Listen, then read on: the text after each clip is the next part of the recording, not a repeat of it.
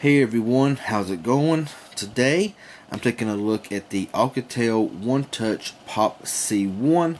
This phone is on AT&T's Go Phone service, and this is a pretty low-end, very low-end device.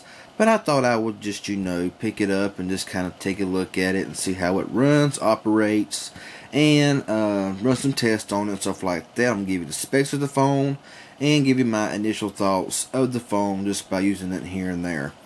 This phone runs Android 4.2. It's got a 3.5 inch display at 320 by 480 resolution at 165 pixels per inch. It has a 2 megapixel camera on the rear with no flash, and it has a max video recording of 720 by 480 at 20 frames per second. It's got a 1 gigahertz dual core MediaTek processor with 512 megabytes of RAM with 4 gigs of built-in storage with around 1.7 gigs available to user, and it will support up to a 32 gigabyte micro SD card. It's got a 1300 milliamp hour battery with around 7 hours of talk time and around 18 days of standby time. Talk time on 3G says 2.8 hours of talk time and 13.5 days of standby time on 3G. This is a 4G device. It's not an LTE device, so I guess it's SHPA plus, and that's about all there is to it. Not a whole lot to this phone. It's pretty basic, it's pretty plain, pretty bare. It does have Bluetooth 4.0, and yeah, so that's just about it for this device. Like I said, it's very small, and up here is your speaker. It has no front-facing camera. On the bottom here is your back, home, and your settings button. These here do not light up for some reason or another. On the bottom here is your micro USB charging port. On the side is your volume rocker. On top is your power button and 3.5mm headset jack.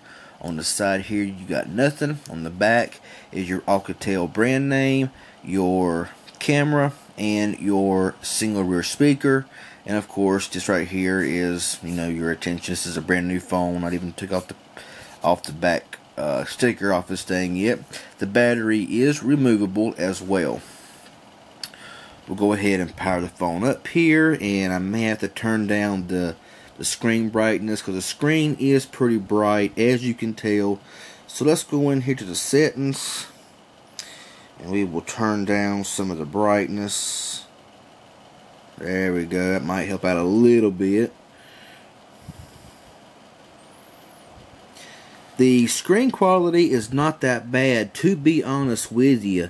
It is pixelated when you're looking at it through this camera here, but when you're looking at the phone itself, it is pretty sharp and it is pretty clear, and you really don't have any problems seeing the screen or the text or anything else. We will actually lower the brightness on down even further. As you see, the scrolling here is fairly smooth. I have very few apps downloaded. Facebook came on it, YouTube was pre-installed, Twitter was pre-installed. I did download some of the Clean Master and 2.2 Quadrant, stuff like that, and everything, but it does seem to run decently smooth. Of course, probably the more that you bog it down with apps and stuff like that, the slower it will run. But for a cheap phone that you can get for a very good price, if you're looking for a very low-end device, this may be the one for you. If you're wanting a very small screen, maybe a beginning Android device, maybe something for a kid, this probably would work just fine. We will go down here and look at the storage. Like I said, it has 1.7 gigabytes of total space on the phone, but it does have 4 gigs max, of course, with all the storage from Android and all. It does knock it down to 1.74 gigs. But like I said, the phone is relatively smooth. Now, looking at some of the benchmark tests that I did run, sometimes it's not quite as responsive as I want it to be. You got to hit it just right. But, you know, it's a cheap phone. What do you expect? Battery life, I gave it a full charge. I only gave it just a very few tests. You see it's at 77%. It's on airplane mode with Wi-Fi. I've not got on Facebook, YouTube, nothing. All I've really done is had the phone on standby and run a few tests, and the battery done dropped almost 25%. So not the best battery life. Quadrant would not run. I've done about 6 tests on Quadrant, and all it done was go back to the main screen, and it would not give me the results. So I would guess probably around 7,000 to 8,000, which is very poor, of course. But what do you expect? But you know, it is what it is. I did run a Quadrant, and Quadrant came in pretty slow also at 2,939, which is pretty slow. And Geekbench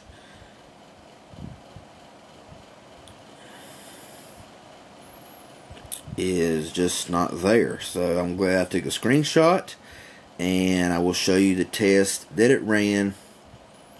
And as you see, the single core score was 262, multi-core score was 476. So, you know, pretty low. Like I say, this phone is not for somebody who wants a device to run hardcore, because it's not going to do it.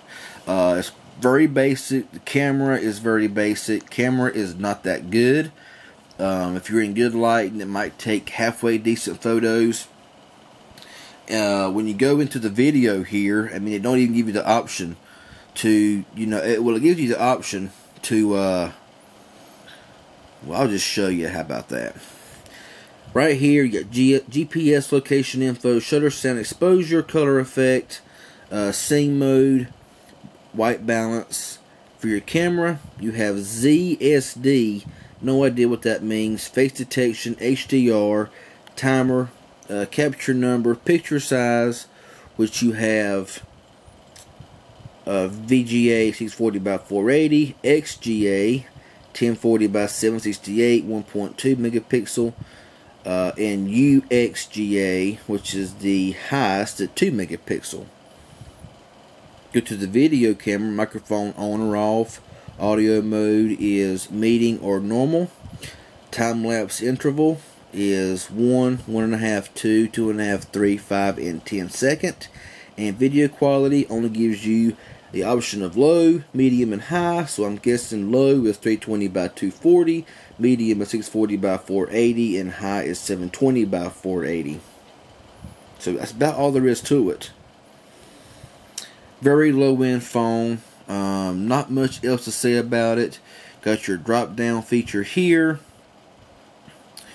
You push this button here, turn it around, and it gives you the option of you're cutting on Wi-Fi, hotspot, Bluetooth, GPS, all that stuff, which is really nice to see on the phone. So that's pretty cool as well. But you know, overall, you know, it is a fairly smooth phone. Like I said, if you got a kid or a younger kid and you want to buy my phone for like 20 bucks off contract, you know, this would be a decent little phone, you know, for a starter. If you want something just to throw around, or a secondary device, if you got AT&T, or even if you got Cricket Wireless, you just slap a Cricket Wireless SIM card in here and it'll work. Because this takes a micro SIM card as well. So this will work on AT&T Go Phone or Cricket Wireless. So, yeah, there you go. Thought that I would throw that in there. But the phone is, you know, medium feel. Screen quality is halfway decent. Not the best, but not the worst. Can't comment on call quality because I don't have it activated. But, you know, like I said, it feels good on the ear. Feels good on the hand. It's just, you know, it's not going to be a powerhouse, and don't expect it to be. But at least it does have 4G. Not LTE, but it does have 4G. So that's a plus. That's a plus there as well. So yeah, okay, you know, that's all I would really want to say about the Alcatel OneTouch Pop C1. Decent little starter phone, secondary phone. You know, just in case your main phone breaks, this would be a nice little phone to just kind of, you know, throw in the glove box or whatever, and, you know, just go on your way. And since it has a SIM card, makes it very easy to, you know, change phones just by popping that one SIM card, popping the SIM card into this phone, and you're on your way. So anyway, got any questions or comments about this little phone? One thing I want to say is I am really a big fan of Alcatel. I always have been. Of course, this is a lower end device, so it's not going to work as flawlessly as these new phones, high-end phones do. But for what it's made for, it does do okay. So if you got any questions or comments about this phone, please leave them in the comment section below, and I'll get back with you as soon as possible. Subscribe to my channel. I sure would appreciate it. Y'all have a good one, and we'll see you in the next video.